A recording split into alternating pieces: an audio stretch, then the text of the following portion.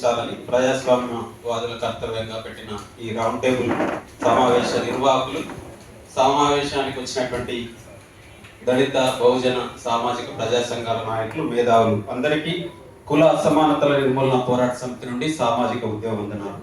మిత్రులారా, మనం ఒక భౌతిక వాస్తవాన్ని వాస్తవంగా గుర్తిస్తే ఆ వాస్తవానికి వ్యతిరేకంగా మనం ఎక్కడి నుంచి పోరాటం మొదలు పెట్టాలి, ఎట్లా మొదలు పెట్టాలి అనేది మనకు అర్థమవుతుంది, లేదా మనం ముందుకెళ్ళడానికి మార్గం సుగమం అవుతుంది. కాబట్టి ఇప్పుడు జరుగుతున్నటువంటి అంటే ఈ 10 ఏళ్ల కాలంలో జరుగుతున్నటువంటి వాస్తవ పరిస్థితులను మనం పరిశీలనలో తీసుకుంటే, ఇటు రాష్ట్రంలో కానీ అటు కేంద్రంలో కానీ ఒకవైపు అంబేద్కర్ను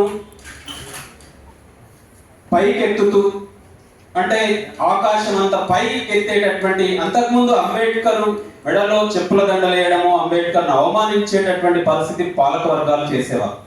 ఇప్పుడు అట్లా కాకుండా అంబేద్కర్ను పైకెత్తడము, ఆకాశానికి అంత పైకెత్తడము, లేదా తెలంగాణలో 125 అడుగుల విగ్రహాన్ని కట్టడము, ఆంధ్రాలో 125 అడుగుల విగ్రహాన్ని కట్టడము, లేదా దేశవ్యాప్తంగా పంచతీర్థ పేరుతో మోడీ పంచతీర్థను ప్రకటించడము, పార్లమెంట్లోకి వెళ్ళేటప్పుడు ఈ పార్లమెంట్లోకి నాకు ఒక ప్రధానమంత్రిగా, ఒక ఓబీసీగా అవకాశం రావడానికి అంబేద్కరే దేవుడు అని చెప్పి ఆ కడపకు దండం పెట్టుకుని పోవడము అనేటటువంటి పరిస్థితి ఈరోజు. అంటే పాలకవర్గ, అగ్రకుల పాలకవర్గ శక్తులు అంబేద్కర్ను పైకెత్తుతూ అంబేద్కర్ వాదులను, అంబేద్కర్ వాదం పైన విపరీతమైన దాడులు, దౌర్జన్యాలు చేస్తా ఉన్నారు.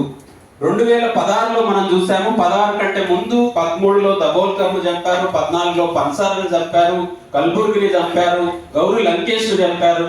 అంటే తెలంగాణ దేశవ్యాప్తంగా చైతన్యవంతమైనటువంటి అంటే తెలుగు రాష్ట్రాలు ఇక్కడ దళిత ఉద్యమానికి పురుడు పోసి ఎస్సీ చట్టాన్ని సాధించి దేశవ్యాప్తంగా కులాన్ని కుల వ్యవస్థగా వ్యవస్థీకరించినటువంటి రాజకీయ పార్టీల ఎజెండాల మీదకి తెచ్చినటువంటి ఒక చైతన్యవంత సమాజం ఉన్నటువంటి ఈ చోట మేము అనుకునేవాళ్ళం అప్పుడు కార్యకర్తలుగా, సంఘాలుగా, తెలంగాణలో దాడులు చేయడం అనేది అంత సాధ్యం కాదు అని. కానీ తెలంగాణలో హైదరాబాద్ సెంట్రల్ యూనివర్సిటీ నడిబొడ్డులో ఉన్నటువంటి రోహిత్ వేములను వ్యవస్థీకృత హత్య చేస్తే దాదాపు సంవత్సర కాలం మోడీ వచ్చి ఇక్కడ డైరెక్ట్ గా స్పందించేటటువంటి స్థితిని తీసుకొచ్చినటువంటి ఇది రాష్ట్రంలో కంచి అయ్యలయ్య మీద దాడి జరిగింది, సంధ్య మీద ట్రోలింగ్ జరిగింది, తులసి చంద్ మీద ట్రోలింగ్ జరిగింది, సజయ్ మీద ట్రోలింగ్ జరిగింది, ఈ మధ్యన మల్లికార్జున్ టీచర్ మీద దాడి జరిగింది, బైరి నరేష్ మీద దాడి జరిగింది, బాలరాజు మీద దాడి జరిగింది. ఈ విధంగా అందరి మీద దాడులు జరుగుతూ ఉన్నాయి. తెలంగాణ, ఆంధ్ర కూడా నేను అనుకునేవాడిని కత్తి పద్మారావు లాంటి వాళ్ళ మీద దాడి జరగదు అని. ఎందుకంటే ఆయన స్పీచ్లు అవన్నీ ఎప్పుడు మేము వింటుంటాం కాబట్టి దళిత ఉద్యమానికి లేదా దళిత మహాసభ పేరుతో లేదా దేశవ్యాప్తంగా ఇటువైపు చూస్తున్న సందర్భంలో కత్తి పద్మారావు లాంటి వాళ్ళ మీద కూడా దాడి జరిగింది అనుకున్నప్పుడు, జరిగింది అనేది మన వాస్తవం అనుకున్నప్పుడు, మళ్ళీ మనం ఏ వైపుగా ఆలోచించాలి, ఏం చేయాలి అనేటువంటి ఒక పెద్ద టాస్క్ ఈ తెలుగు సమాజం మీద, తెలుగు రాష్ట్రాల మీద, దేశంలోనే చైతన్యవంతమైన సమాజం అంటే తెలంగాణ అత్యద్భుత పోరాటాన్ని చేసి రాష్ట్రాన్ని సాధించినటువంటి మేధావులంతా చాలా మంది వచ్చారు. అంటే ఈరోజు కేవలము మనువాదులు మాత్రమే కాకుండా మనువాద రాజ్యం దాడి చేస్తా ఉన్నారు, రాజ్యాన్ని పక్కన పెట్టుకుని దాడి చేస్తా ఉన్నారు.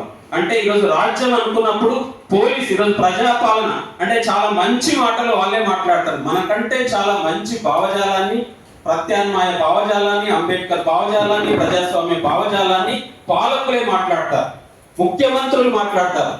ఈ రాష్ట్రానికి ముఖ్యమంత్రిగా అంటే ప్రజాస్వామ్య తెలంగాణ ఉద్యమం తర్వాత మావోయిస్ట్ ఎజెండానే నా ఎజెండా అని చెప్పి మాట్లాడినటువంటి ముఖ్యమంత్రిని చూశారు. తర్వాత ప్రజాస్వామ్య పాలన అని మాట్లాడుతున్నటువంటి మళ్ళీ ముఖ్యమంత్రిని చూస్తా ఉన్నాం.